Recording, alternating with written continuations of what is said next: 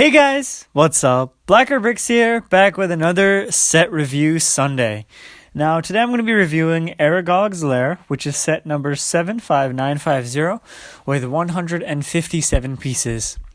Now I'd like to shout out Ryan's Bricks for inspiring me to make this video. He was explaining on one of my recent videos how he likes Harry Potter sets, and he wanted to see some reviews, so here it is. This is definitely one of my favorite Harry Potter sets, and that's saying a lot because the recent series has been quite phenomenal. I have very few complaints, but we'll discuss that later in the video. Let's jump right into the portion of the Forbidden Forest first. Okay, so this set comes with this little tree build, which is supposed to represent part of the Forbidden Forest. Now, this set is based on their visit to Aragog's Lair in what I believe was the second film. Now, I think they did a pretty good job with this. I know it's nothing super detailed, but I mean, as with the small piece count that they have, they do achieve a lot. They have quite a bit of foliage, a variety of pieces actually. So they have the newer green stems, the ones that don't have any studs but just the pin at the bottom, and then this foliage piece as well, both which are very useful for mock builders. They have a simple unprinted mushroom, which I also appreciate. You may notice that there's a little web in there, which is actually connected to a flick fire missile, which is probably something they haven't made in a while. You can just pop that out. I'm not going to do it too far because I don't want to lose it, but then we also have some of these larger leaves over here, and then some smaller ones. So we have olive green, dark green, bright green, so quite a few different colors for foliage. There's also a bit of, I guess, stonework, and then some roots and trees, which are also quite organic. I think in general they did a great job of capturing just a life in this. They also have two spiders in both medium nougat and in black on this very nice web piece. I've actually even heard some people found those on their pick-a-brick walls, and just a bit more finishing it up like that. But that's pretty much it for this fairly simple tree build. I know it's not a lot, but I think it achieves quite a bit. So here we have the namesake of the build, Aragog. Now, they did quite a great job on this build. I have seen quite a few Aragogs in my time.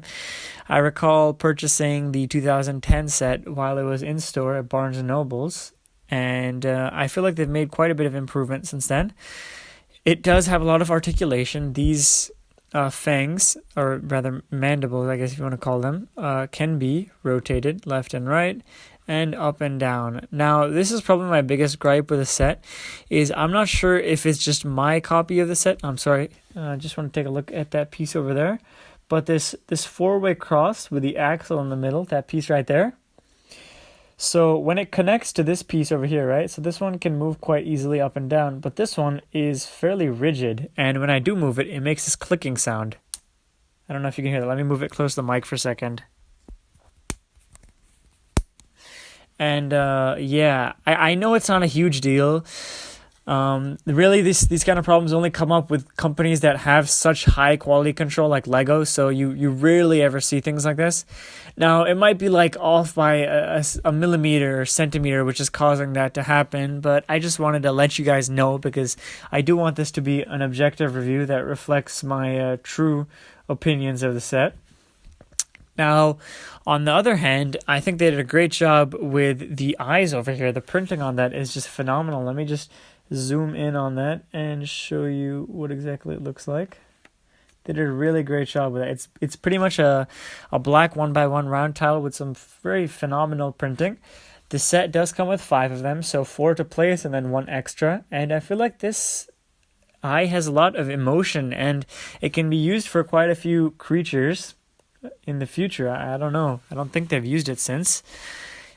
Another thing I forgot to mention was that at the time of this set's release, which was, I believe, 2017, correct me if I'm wrong, there were quite a few new pieces in the set. They have the 1x1 angled clip plate with a clip in black over here, which can be just moved like that. That was first introduced in this set. in that year at least. So this was one of the first sets to have that. This piece was also fairly new at the time. The bar to mini peg holder right there, that piece. So yeah, this was good set for new pieces for sure. I did feel that above the eyes it felt a bit lacking, that there was nothing there. I honestly don't know what else they could have done. It just feels a bit off. In the back over here they did a great job. And obviously the legs, this is the perfect piece for this. Whenever I see this piece I always think of spider legs. So I think that's fine over there. But in general, I'd say Aragog was a tad bit of a disappointment. I know they did a phenomenal job. It is great in some aspects, but I feel like just something about it is just slightly off to me. So continuing on the topic of new pieces and spiders, here we have the spider pieces which were first introduced in this set. Now these are extremely detailed, and I'm not sure if you guys have seen the old spiders, but those were also pretty detailed. They had a little cross on their back, but this new one, it has, first of all, 8 eyes, and on the back over here, it has a little indent almost, and the legs are very, very fine.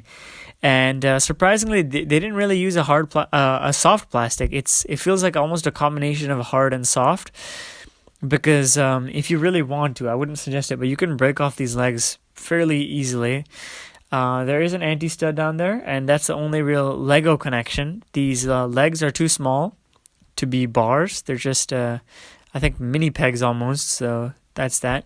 And in this set, they come 2 in medium nougat and 1 in black, and then obviously there's 2 more connected to the set. These are just extras. The black one is a bit harder to show details on because it is not... Yeah, I guess you can see just a bit there. But yeah, those are the spider pieces which were first introduced that year. So finally, we have our 2 minifigures, which are, I think, second year Harry and second year Ron. And I appreciate the use of just some casual clothes. Now, these clothes are great because they can always be used in a city setting. I guess you can change out the hands or whatever you like, but they're really perfect. They're very, very beautifully detailed torsos. Let me just make sure that they are quite visible. I want to make sure that it's easy for you guys to see what's going on. Yeah, so there is quite a bit of detailing going on there. Harry and Ron both have light-related accessories, but obviously they have wands. And these are the cool newer wands, I guess. They're not so new anymore. When they first came out, they were new. And they have this little ball attachment on the end, so they can be held just like wands are in the movies, which I thought to be extremely clever. So here he has this little candle piece, which I also believe was new for the time of this release, and a flame on top. And Ron over here has a lantern, which I also believe was new for that time. Now they both also have alternate faces, so if I remove their hair pieces, you can see that when I turn around that they both have some rather frightened expressions. That's probably for when they confront Aragog. That's when they're so scared. They do have short legs, so there's no printing on the back of those, but Ron's plaid pattern continues, and Harry has some very, very fine black printing, which is almost imperceptible unless I let it reflect just like that. So, great job with the minifigures. They really went above and beyond with these exceptional printing, facial expressions, and Harry, as usual, is quite easy to capture in minifig form because of his glasses, but Ron feels just a bit off. They might want to redo it just a bit. I feel like it's pretty close. I know it's a lot harder to turn a person into a minifigure when so few of their characteristics can be used. Like there's no nose, there's no like size or length of the body or anything, so it's hard, but that's that. Yeah, so that's it for the minifigures. Let's move on to the final verdict. Okay, so this set was a ton of fun. I really enjoyed it, actually. I do enjoy all of these Harry Potter sets. Definitely one of my favorite themes, probably of all time. And I do appreciate the use of so many new parts and pieces. It's really cool to do that. I think they did capture the essence of Aragog pretty well.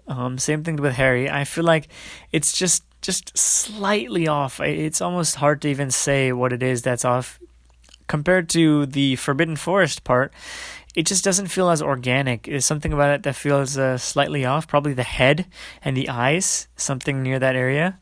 But I'd still say that the designers did a great job in general with the set, with all the constraints they had, probably keeping it a small set. But yeah, I'm glad you guys watched this video. Please let me know what other sets you'd like to see reviewed in the future. And I hope to see you soon. Thanks, and have a great day.